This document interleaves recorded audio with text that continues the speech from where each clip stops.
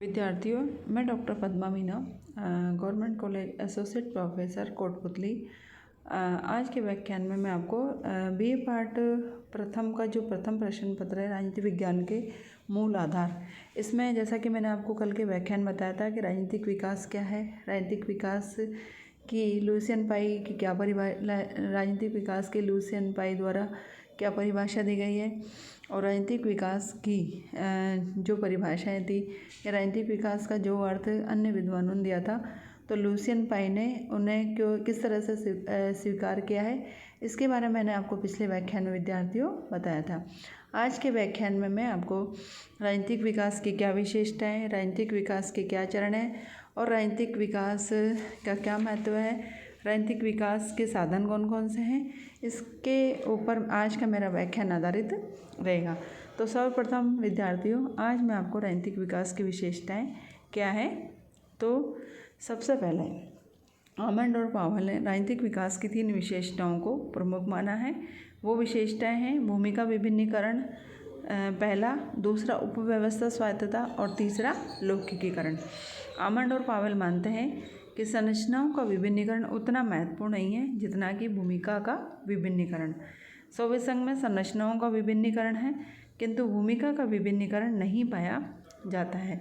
इस कारण आमंड और पावल पाई से एक कदम आगे जाकर राजनीतिक विकास के लिए संरचनात्मक विभिन्नीकरण आवश्यक मानते हैं, जो वास्तव में भूमिकाओं का विभिन्नीकरण भी है। उदाहरण के लिए कोई राजनीतिक व्यवस्था है, उसमें अगर कार्यपालिका केवल कार्यपालिका का ही भूमिका का निष्पादन करे और व्यवस्थापिका न्यायपालिका का भूमिका का निष्पादन नहीं करे, तो इसको भूमिका विभिन्नीकरण माना जाएगा। पाई जिसे राजनीतिक व्यवस्था की क्षमता कहते हैं, आमंड और पावल उसे उपव्यवस्था की स्वायत्तता का नाम देते हैं, क्योंकि आमंड और पावल मानते हैं कि भूमिका विभिन्नीकरण तब तक संभव नहीं हो सकता जब तक राजनीतिक व्यवस्था की उपव्यवस्थाओं को स्वायत्तता प्राप्त नहीं हो। उपव्यवस्था की स्वायत्तता शक्ति के एक स्थान पर केंद्रीकरण के स्थान पर विकेंद्रीकरण का संकेत है, अर्थात शक्ति एक स्थान पर केंद्रित नहीं होनी चाहिए, बल्कि शक्ति का कैसा होना चाहिए, शक्ति कैसे होनी चाहिए, विकेंद्रित होनी चाहिए, उसका अलग अलग स्तरों पर विकेंद्रीकरण होना चाहिए, इसे विकेंद्रीकरण कहा गया है। और उपव्यवस्था स्वायत्तता वाली राजनीतिक व्यवस्था में सारी मांगे सीधे एक केंद्र पर स्थित सरकार के पास नहीं आती है। अन्य संरचनाओं को तथा उपव्यवस्थाओं को स्वायत्तता प्राप्त होने के कारण उनके निर्णयों में रूपांतरण की व्यवस्था अनेक स्तरों पर हो जाती है। इसी तरह आमंड और पावेल ने राजनीतिक विकास की तीसरी विशेषता लौकिकीकरण बताई, अर्थात लौकिकीकरण का सही रूप में संबंध संस्कृति से ही है, अर्थात परंपरागतता से दूर हटने और धर्मनिरपेक्षता की तरफ समाज तभी बढ़ सकते हैं जब जो समाज के व्यक्ति हैं उनमें यह समानता है जिसकी बात पाई ने राजनीतिक विकास की विशेषता के रूप में की है। किसी राजनीतिक समाज में लौकिकीकरण का संबंध लोगों की अभिवृत्तियों में परिवर्तन आने से है और अभिवृत्तात्मक परिवर्तन समानता के साथ ही चलता है। तो राजनीतिक विकास की अलग अलग विशेषताएं बताई गई है। इसी तरह डोड के ने माना कि राजनीतिक विकास की 4 विशेषताएं होती है। पहला, समानता के प्रति ऐसी सामान्य भावना जिससे राजनीति में भाग लेने वाले सरकारी पदों के लिए प्रतियोगिता करने के समान अवसरों की अनुमति हो। दूसरा, राजनीतिक व्यवस्था में नीतियों का निर्धारण और उनको क्रियान्वित करने की क्षमता होनी चाहिए। और तीसरा, राजनीतिक कार्यों का ऐसा विभिन्नीकरण विशेषीकरण हो जो उनकी समग्र एकता की कीमत पर न हो। और राजनीतिक प्रक्रियाओं का इस तरह से लौकिकीकरण हो जिससे राजनीतिक धार्मिक उद्देश्यों और प्रभावों से मुक्त या पृथक रह सके। अब राजनीतिक विकास के चरण कौन कौन से हैं, तो हंटिंगटन ने राजनीतिक विकास के 3 चरणीय अवस्थाएं मानी है। पहला है सत्ता की बुद्धि संगतता का स्तर, जिसमें अनेक स्थानीय सत्ताओं के स्थान पर एक केंद्रीय सत्ता का निर्माण हो जाता है। दूसरा, नए राजनीतिक कार्यों का विभिन्नीकरण और उनके लिए विशिष्ट संरचनाओं का विकास राजनीतिक विकास की दूसरी अवस्था है। और तीसरी, अभिवृद्ध सहभागिता, जो परिसरीय सामाजिक समूहों और समाज के भागों को धीरे धीरे केंद्रीय सत्ता में सम्मिलित करने का स्तर है।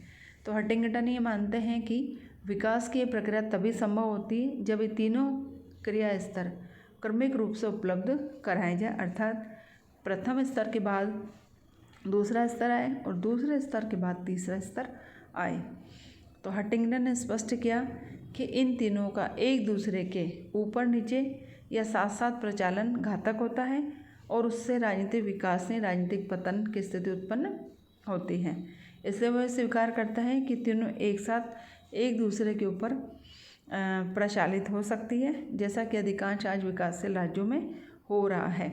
लेकिन अगर ऐसा नहीं होगा तो उस अवस्था में ये विकास की घातक अवरोधक अवस्था उत्पन्न हो जाएगी। इसी तरह से ऑर्गेन्सकी ने अपनी पुस्तक स्टेजेस ऑफ पॉलिटिकल डेवलपमेंट में राजनीतिक विकास को राष्ट्रीय गंतव्यों के लिए राष्ट्र के मानवीय और भौतिक स्रोतों का उपयोग करने में सरकार की बढ़ती हुई कार्य दक्षता के आधार पर समझने का प्रयास किया है। उनके अनुसार राजनीतिक विकास स्वायत्त किंतु अन्य विकासों जैसे आर्थिक, सामाजिक और सांस्कृतिक से पूर्ण रूप से पृथक और स्वतंत्र प्रक्रिया नहीं है। राजनीतिक विकास अनुक्रमिक स्तर से ही होता है और राजनीतिक विकास के हर स्तर की अपनी विशिष्टताएं होती है जो अन्य स्तर पर अधिक से अधिक आंशिक रूप में पाई जा सकती है। इसलिए राजनीतिक विकास का एक स्तर पूर्ण रूप से प्राप्त होने के बाद ही उससे आगे के स्तर पर जाना संभव हो सकता है। अर्थात अगर विकास के अनुक्रम में पहले का स्तर पूरी तरह से प्राप्त नहीं हुआ है तो उससे आगे का स्तर कभी भी सफलतापूर्वक प्राप्त नहीं किया जा सकता है। तो ऑर्गेन्सकी ने अपनी पुस्तक स्टेजेस ऑफ पॉलिटिकल डेवलपमेंट में राजनीतिक विकास के 4 स्तर माने हैं। वो कौन कौन से हैं? पहला है आदिम एकीकरण की राजनीति, अर्थात ये राजनीतिक विकास का पहला चरण है। इस अवस्था में राष्ट्रीय सरकारें अपनी जनसंख्या पर राजनीतिक और प्रभावशाली नियंत्रण स्थापित करती हैं। यह चरण राज्य की सुस्थिरता का चरण माना जाता है, जिसमें राज्य के चारों तत्व कौन कौन से? जनसंख्या, निश्चित भूभाग, सरकार और संप्रभुता विद्यमान होते हैं। दूसरा औद्योगिकरण की राजनीति, अतः राजनीतिक विकास का यह स्तर औद्योगिकरण की प्रक्रियाओं तथा सामाजिक राजनीतिक दृष्टि से ऐसे परिवर्तनों संबंधित है जिसमें नए वर्ग निर्मित होते हैं, सहभागिता का विस्तार होता है और अभिवृद्ध राष्ट्रीय एकीकरण की स्थापना होते हैं। इसके 3 मॉडल माने गए हैं। पहला बुजुर्ग मॉडल, दूसरा स्टॉलिन मॉडल और तीसरा समन्वयी मॉडल। तीसरा है राष्ट्रीय लोक कल्याण की राजनीति, अर्थात इसमें जनता को शोषण से मुक्त रखा जाता है और पूंजी साधनों को व्यापक स्तर पर जनता में वितरित कर दिया जाता है। जो होता है समृद्धि की राजनीति, अर्थात समृद्धि की राजनीति का स्तर जो कि आजकल अमेरिका में आने लगा है। यह स्तर वैज्ञानिक प्रविधियों और अत्यधिक परिष्कृत उपकरणों से अत्यधिक उत्पादकता का है, जिसमें हर एक के लिए वस्तुओं की सामान्य उपलब्धि रहती है। यह राजनीतिक विकास की सबसे जटिल अवस्था मानी गई है। इसी तरह राजनीतिक विकास के विभिन्न मॉडल माने गए हैं। तो राजनीतिक विकास के लिए माना जाता है कि राजनीति शास्त्रियों ने राजनीतिक विकास को एक निर्भर परिवृत्ति माना है और इसलिए औद्योगिकरण, शहरों का बढ़ना, शिक्षा और साक्षरता का फैलाव, जनसाधारण के संचार साधनों का विकास, लौकिक संस्कृति के विस्तार को इस रूप में अध्ययन का आधार माना है। इस प्रकार से राजनीतिक विकास के विभिन्न मॉडल माने गए हैं। तो राजनीतिक विकास के 2 प्रकार के मॉडल माने गए हैं। एक प्रत्यय मॉडल है और दूसरा है यानी कि पहले को जारी रखने वाला मॉडल माना गया है और दूसरे को चरण मॉडल या स्टेज मॉडल माना गया है। तो जो पहला मॉडल है जिसे प्रत्यय मॉडल कहा जाता है, कंसेप्शनल मॉडल जिसे कहा गया है, यह पहला मॉडल विकासात्मक प्रक्रियाओं को पृथक परिवर्तियों की श्रृंखला के रूप में देखता है। इस प्रकार जीएनपी मतलब सकल राष्ट्रीय उत्पादन का स्तर कितना बड़ा है, जनसंख्या में शिक्षित व्यक्तियों का प्रतिशत कितना है और जनसंख्या में अस्पतालों के बेडों की संख्या का प्रतिशत कितना है, इन सब का अध्ययन किया जाता है। इसी प्रकार अन्य सुविधाओं की उपलब्धि, चुनाव में जनता की सहभागिता कितनी है, इसका भी अध्ययन किया जाता है। दूसरा मॉडल जो विकास के विभिन्न चरणों पर आधारित माना गया है वो अधिक लाभदायक सिद्ध हुआ है, क्योंकि इसमें एक मंजिल से दूसरी मंजिल के संक्रमण के लिए स्पष्टीकरण वाले एक ही कारण का प्रयोग होता है तथा आपस में संबंधित कारकों को एक ही विचार के अधीन लाने का प्रयास किया जाता है। तो इस मॉडल के 3 चरण हैं। पहला परंपरा चरण जिसकी मुख्य विशेषता ग्रामीण समाज और कृषि अर्थव्यवस्था है। दूसरा चरण संक्रमणकालीन है, जिसकी अर्थव्यवस्था की विशेषता ये है कि औद्योगिकरण का प्रारंभिक स्तर प्रथम पद्धति में प्रवेश करता है, परंतु ग्रामीण समाज की इसमें प्रधानता रहती है और इस प्रकार एक मिश्रित अर्थव्यवस्था और राजनीतिक संस्कृति जैसी पद्धतियाँ भी विद्यमान रहती है। और तीसरा चरण जो विकसित चरण है, तो आमंड ने राजनीतिक संस्कृति में संरचनात्मक विकास को विभिन्न अभिवृत्तियों के साथ माना है। इस प्रकार राजनीतिक विकास के ये अलग अलग चरण माने गए हैं।